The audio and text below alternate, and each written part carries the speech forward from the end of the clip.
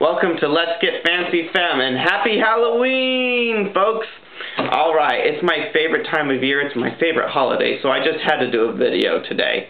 I'm issuing a trigger warning for this video. We'll be discussing controversial topics such as slut shaming, prude shaming, and fat shaming, and age shaming, and I will be using terms and phrases that are upsetting to some people. So if you're one of those people, I don't recommend this video. Before I get started, a special thanks goes out to Dana, Jessica, and Nina for helping me conceptualize this video and figure out how I was going to bring it up and talk about it, and for finding links for me, which are in the below. So I have some good links for you to go check out today. Alright, so today I really wanted to talk about the sexy costumes that we see during Halloween that women wear. And we're going to be talking about the marketing and hypersexuality and objectification and commodification that these costumes kind of create. So what I'm referring to are often referred to in our culture as the slut costumes. And that's where I'm going to stop us right here, because that's actually the first issue, is the fact that we know these costumes as slut costumes.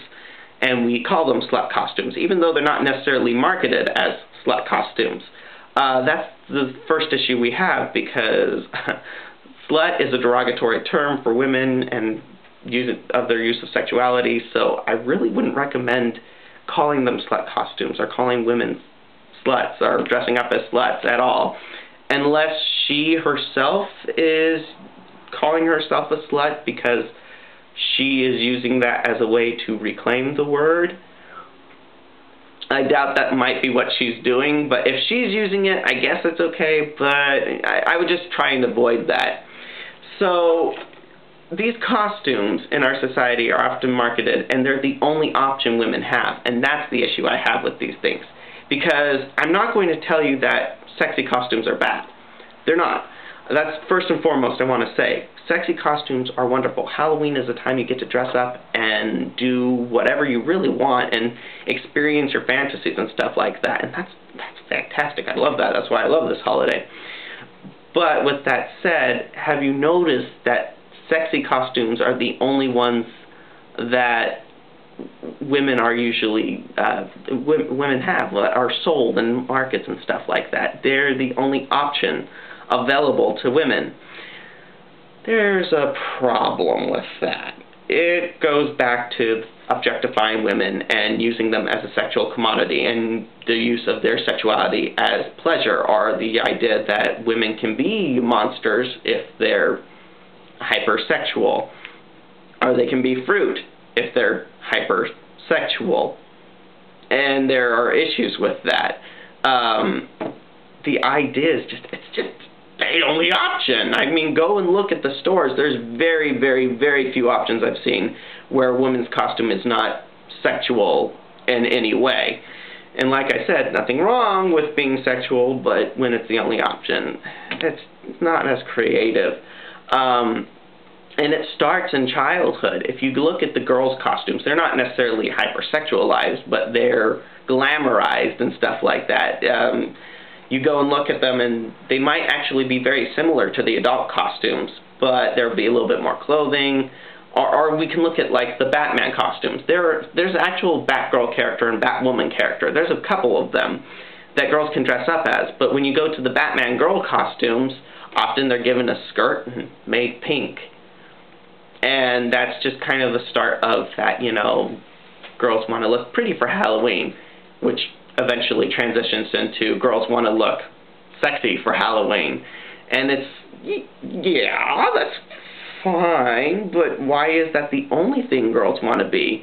Men get to have creative, scary, funny, and sexy costumes.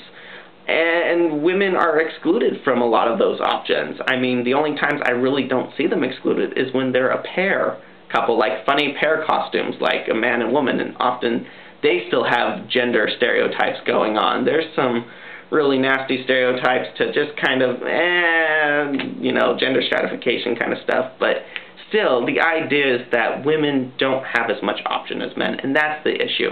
The only women that seem to have as much options as men are the ones who can actually make the costumes themselves. And there are some talented women out there who can make themselves really good costumes.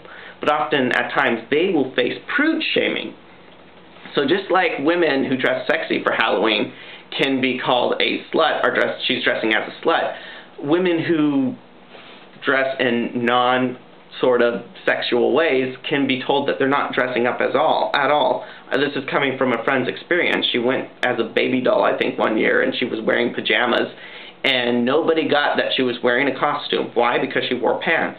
And that didn't seem to be a rule. Somebody, I think, actually pointed out that, well, you can't dress up unless you're not wearing stuff, which is kind of weird. So as you can see, there's this issue of prude shaming and slut shaming going on in Halloween, and we really need to cut that out. There's also fat shaming going on. I mean, the only way you're not going to get a sexual costume is if you're a little bit overweight or something like that. If overweight, anything like that, then we just kind of have a sheet for you. Also, if you ever notice, all the models, always young. There's never seems to be a really good representation of old people, unless you're dressing up as an old person, which can be offensive in and of itself. So we kind of exclude older people, larger people, we desexualize, and women women that are not quote-unquote large or anything like that, we hypersexualize, and little girls we glamorize. And there's nothing wrong, that's what I wanted to get back to, is that there's nothing wrong with being sexual for Halloween. What's wrong, it's okay to be sexy, and it's okay to dress how you want. That's what I recommend. But it's wrong that that's your only option. If you want to dress sexy for Halloween, that's fine.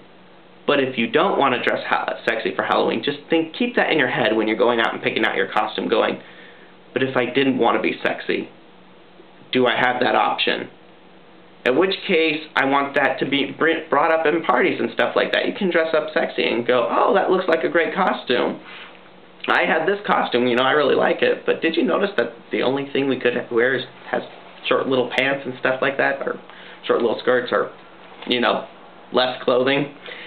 Good conversation starter at parties and stuff like that. It's a great way to get the ball rolling on that stuff. Or you can even mail or email costume companies asking for more options. All great ways to deal with this. But once again, like I said, if you want to dress up sexy, dress up sexy. It is totally okay.